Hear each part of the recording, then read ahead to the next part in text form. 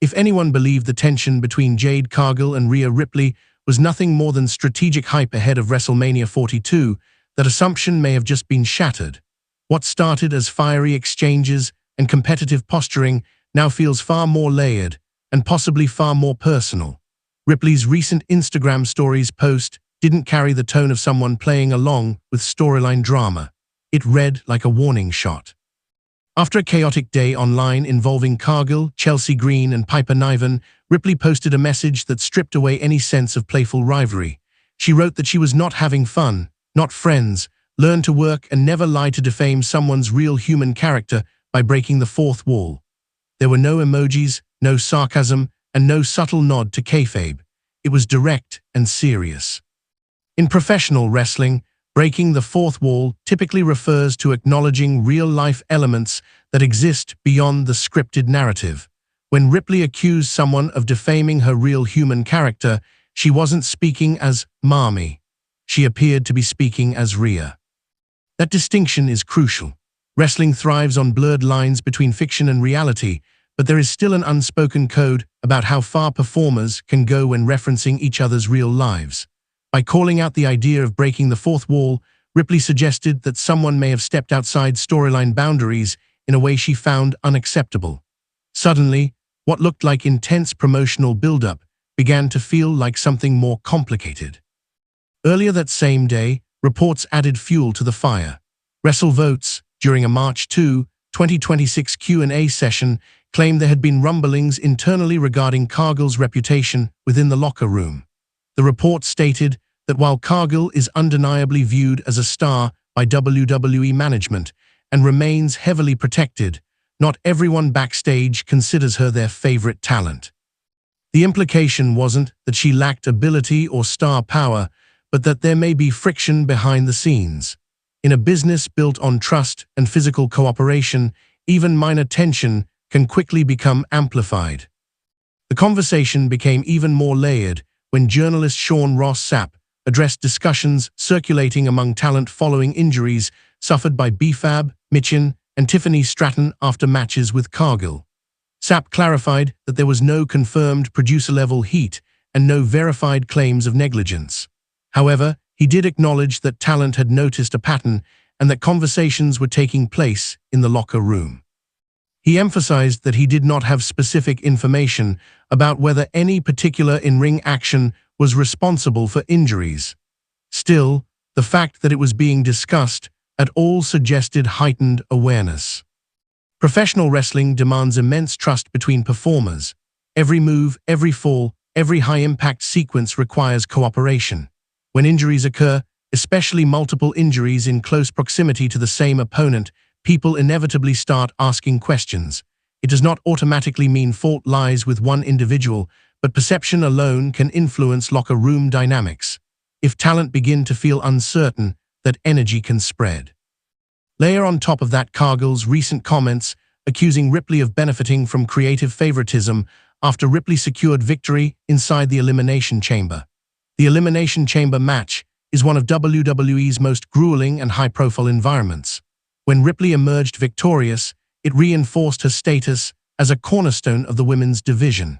But Cargill's suggestion that creative forces were favoring Ripley added another dimension. In wrestling, accusations of favoritism cut deep because they challenge the legitimacy of accomplishment. Even if meant as storyline fuel, those claims can carry real emotional weight. Now, when Ripley references someone defaming her real-life character, the timing feels significant. If comments about favoritism or backstage reputation were framed in a way that implied something about her integrity or professionalism, it would make sense why she reacted strongly. Ripley has built her image not only on dominance, but on authenticity. She is known for intensity, confidence, and connection with the audience. Being portrayed as someone undeserving or artificially elevated could strike at the heart of that identity. Up to this point, fans could interpret the heated exchanges as an expertly crafted build-up to a marquee showdown. WrestleMania season often features heightened tension, social media barbs, and moments designed to blur reality for dramatic effect. But Ripley's insistence that this is not fun and that they are not friends disrupts that narrative. It suggests that, At minimum, there is genuine friction layered beneath the promotional surface. Despite the rumors, WWE's positioning of Cargill remains strong. She is presented as a star attraction, protected in key scenarios, and treated as one of the faces of the division heading into WrestleMania 42. That level of investment indicates company confidence. Organizations do not pour that kind of spotlight onto someone they do not believe in. Yet even stars can encounter resistance or adjustment periods within locker rooms, especially when transitioning into new environments or receiving rapid pushes. Ripley, on the other hand, has established herself as one of the most organically popular figures in the women's roster. Crowd reactions consistently reinforce her connection with fans. That kind of momentum often strengthens a performer's backstage standing as well.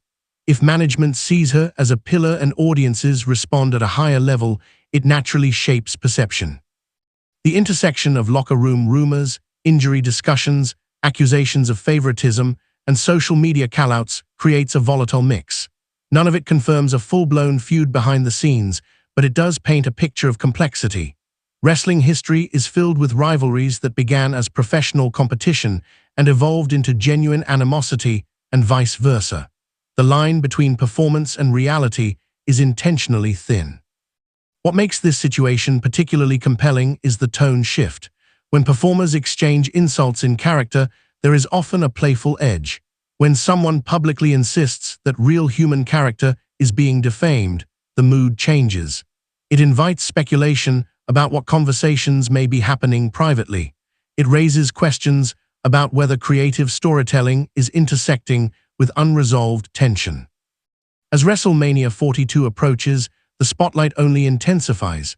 High-profile matches bring increased scrutiny, amplified fan reactions, and heightened stakes. Even small disagreements can feel magnified under that glare.